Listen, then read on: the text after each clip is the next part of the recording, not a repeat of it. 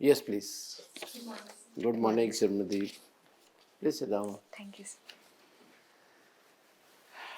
So, Simrandeep, we begin with your brief introduction. So my name is Simrandeep Kaur and I'm coming from village Biridwal, which is in Patiala district of Punjab. Regarding my schooling, I am from Dhyanand Public School, Naba. I did my graduation in Humanities from Khalsa College, Patiala. Thereafter, sir, I did my post-graduation in Political Science and I have also qualified UGC NET for Political Science. And in my interest, I love to read Punjabi poetry and I'm also passionate about Gitta, which is folk dance of Punjab. Good.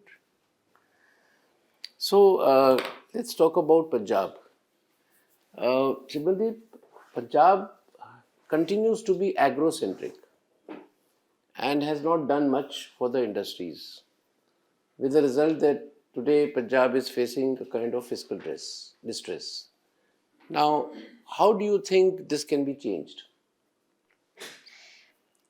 It is rightly mentioned, sir, that Punjab is facing fiscal challenges and it is too much focusing on agriculture alone. We have to diversify away from the agriculture by promoting industrial diversification.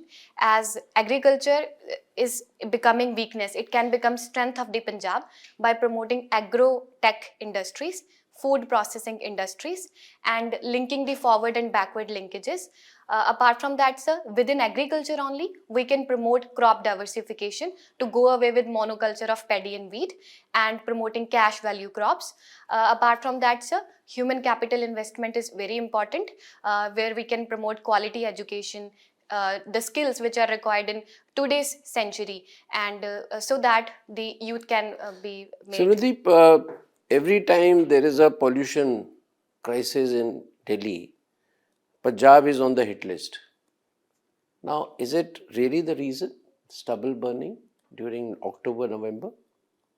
And why it is not being controlled?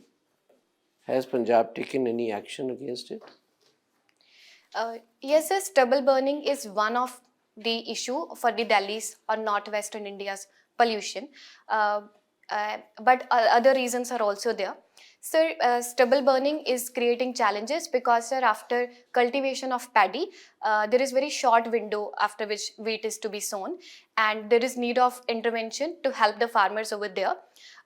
Recently, sir, this year, 5,000 cases of stubble burning has been reported, which are 70 to 80% But less than last year. let's take this discussion forward.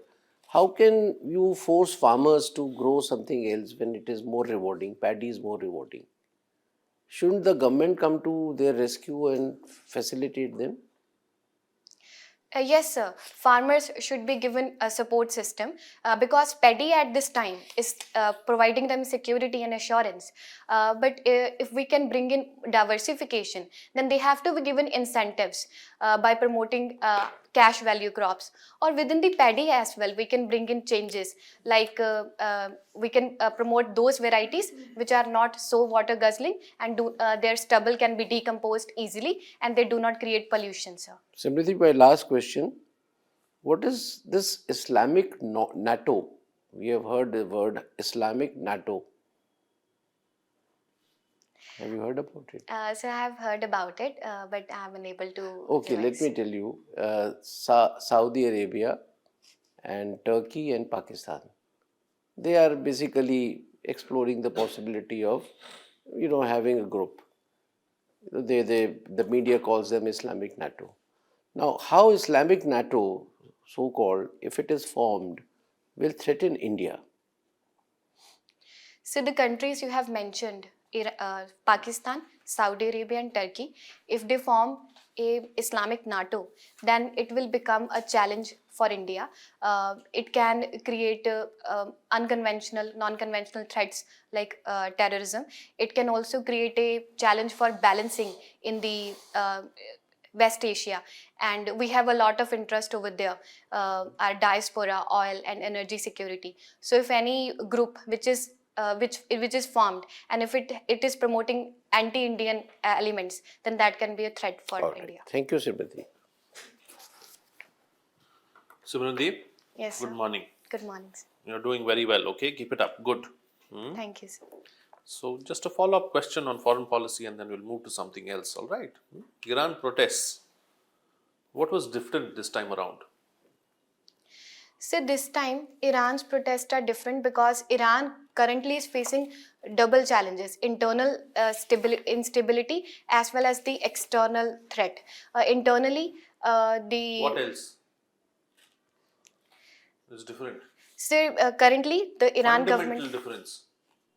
So this time, Iran government or the regime is saying that we are unable to do something about it. They are helpless. Let's go back to how it started and then probably we'll get the answer.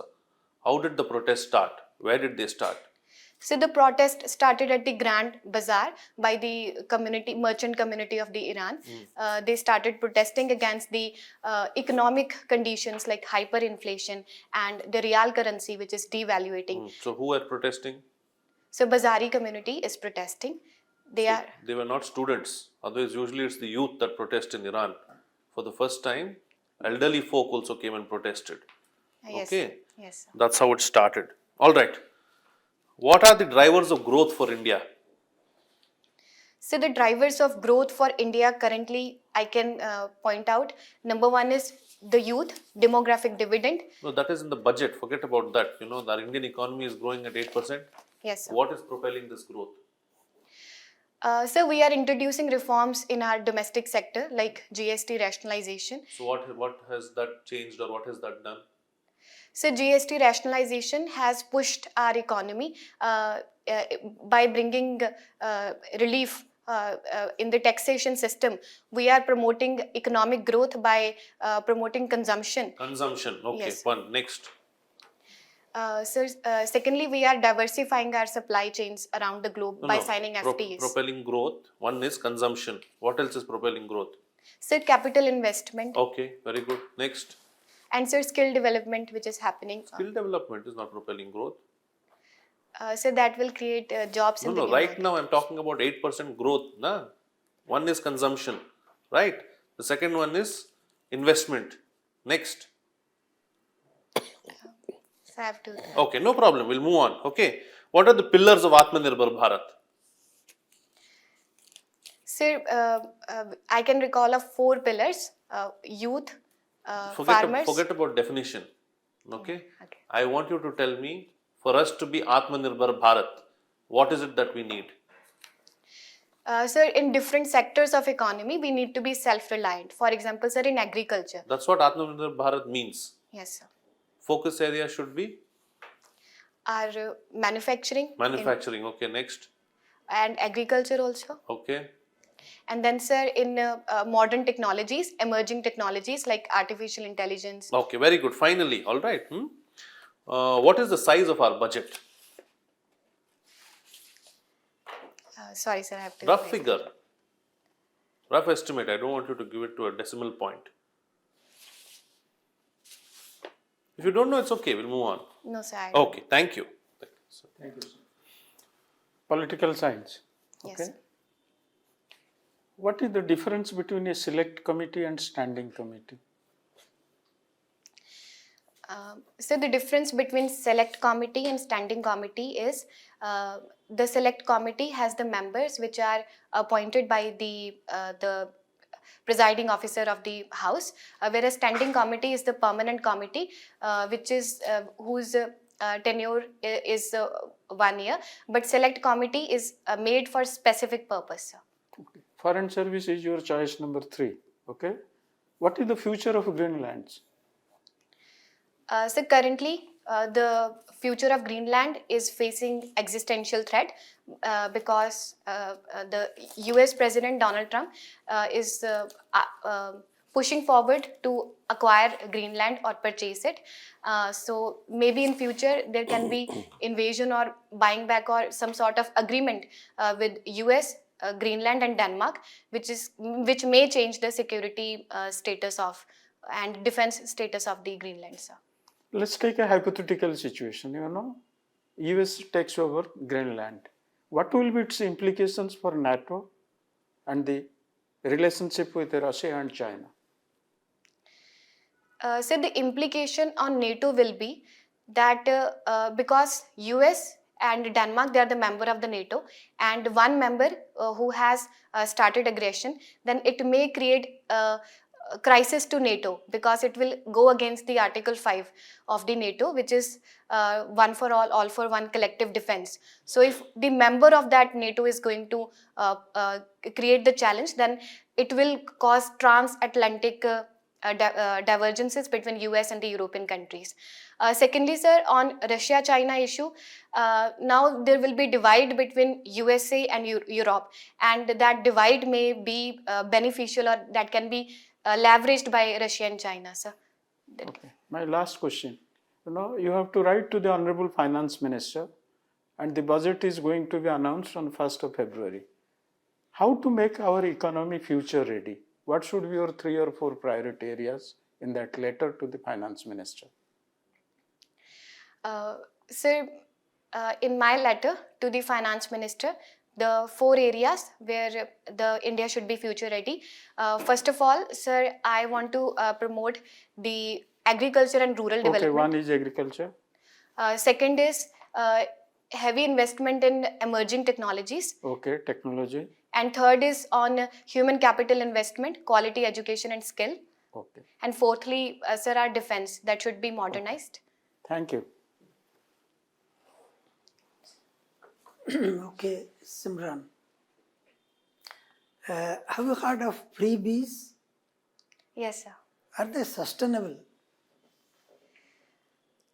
Sir, freebies, if we consider freebies as something which is providing benefits for the short term, sometimes, sir, they are not sustainable because they put fiscal burden on the state, as well as some freebies just give short-term relief to the beneficiaries, and they fail to empower them, and their capacity building is not properly harnessed, sir, with that.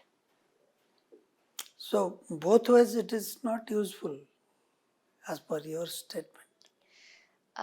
Sir, some freebies, for example, when you are giving loan waivers, then those freebies are not beneficial in the long term, sir, because they do not create capacity. But some freebies, for example, if you are giving free bus rides to the women who are marginalized sections, and if they are getting freedom to participate in education and employment with help of that free transportation, then it can also generate empowerment, sir.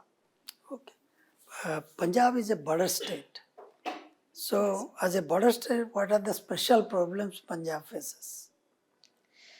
So, being a border state, Punjab faces the problem. Number one is the Pakistan border is there, and terrorism and infiltration challenges there.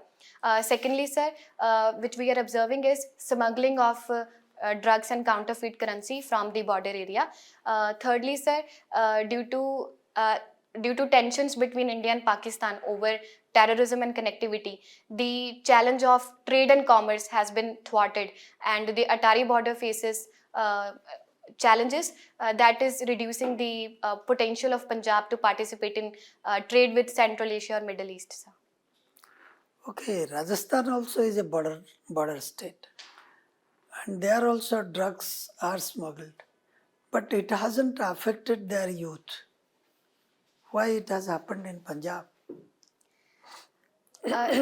Yes, sir, there is difference between how Punjab's youth has struggled with the drug issue. Apart from the supply from the border area, that is the Golden Crescent, there is problem that inside the Punjab society and economy, stagnation of economy is there, and youth is facing other challenges as well. When vulnerable population is there, then there is more chances of the external threat to make them affected by challenges such as drug substance abuse. Have you heard of triple engine government? So I have not heard about it, but it can be with respect to Chandigarh. No.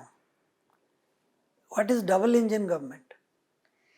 So double engine government means that on union as well as state level, same party or form of government So is there. go one down, one below? Sir, Municipal local corporations. governments. Yeah. It was stated after the BMC win, Bombay Municipal Corporation, triple engine government. Okay. You said you are fond of Gidda, Yes, sir. but I believe they have now stopped calling Gidda. They say Bhangra for both men and women. It's gender neutral now. No, sir, it is not exactly that. Actually, when Pangada and Gidda originated, then Pangada was for the boys and Gidda was for the girls. But now in modern era, both Pangada and Gidda are performed by males and females both. So, sir, Gidda is actually different from Pangada. It is something which is associated with the different footworks and rhythm of clapping and a ring dance in which bolis are there, and it is about creative expression as well as dancing in the ring circles. Okay, my last question. IPS is your second preference. Tell me some pro-women provisions in the amended criminal laws.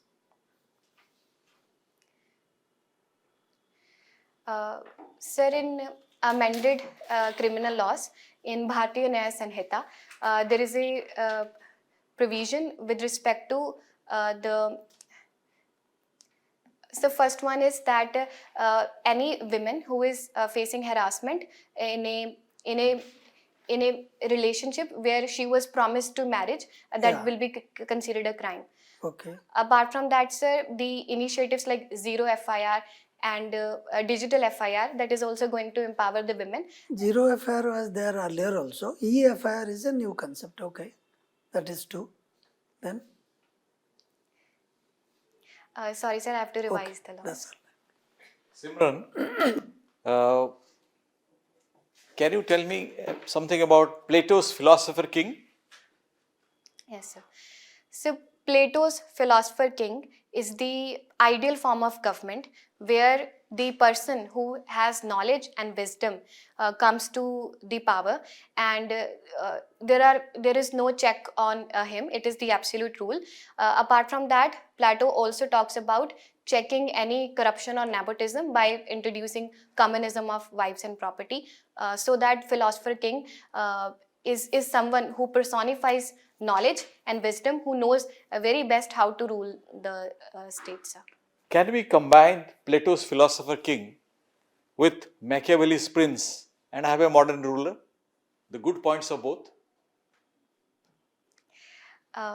So good points of both, if are there in a ruler, then that will be very beneficial for the people.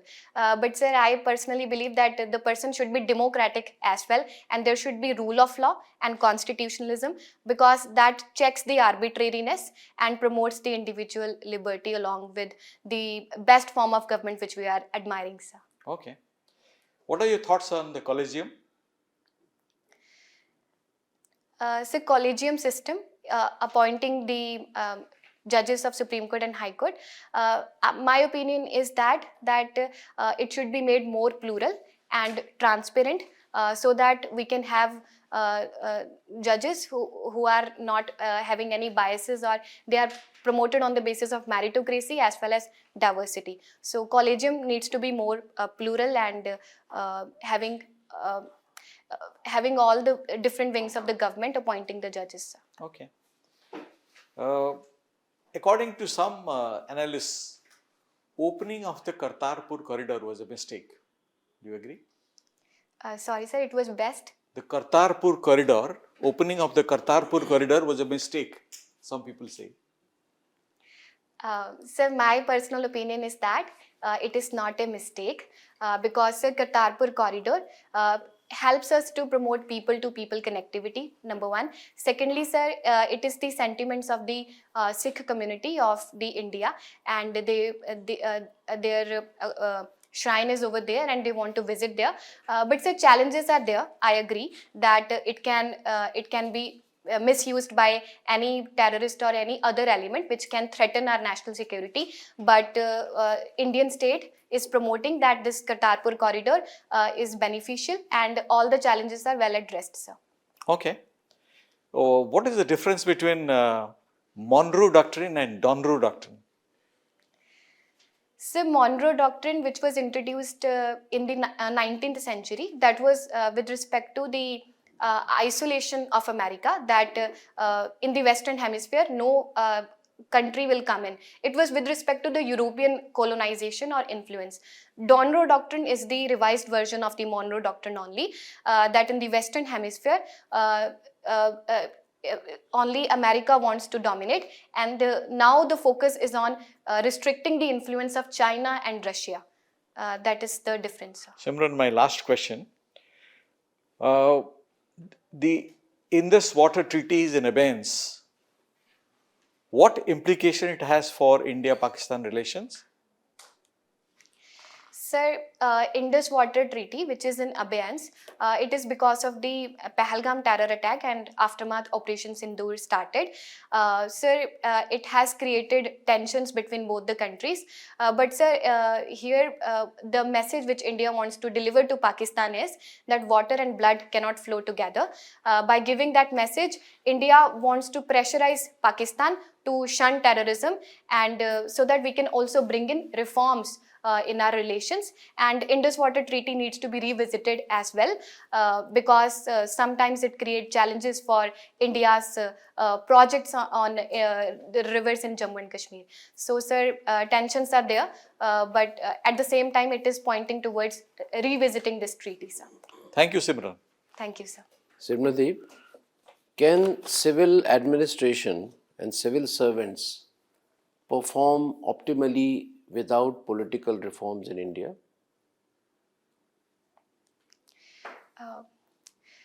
Sir, I believe that if political reforms are introduced, which promote more democracy and more inclusivity, then that will help in civil administration to perform better, because both go hand in hand. But political reforms are required for inclusivity or for some other thing? What two reforms you would like to have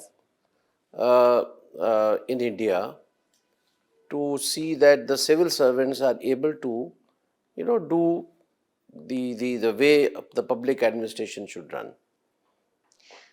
So one reform which I can think of is that there should be ending of criminalization of politics, so that the influence of criminals is not on the politics. Very good.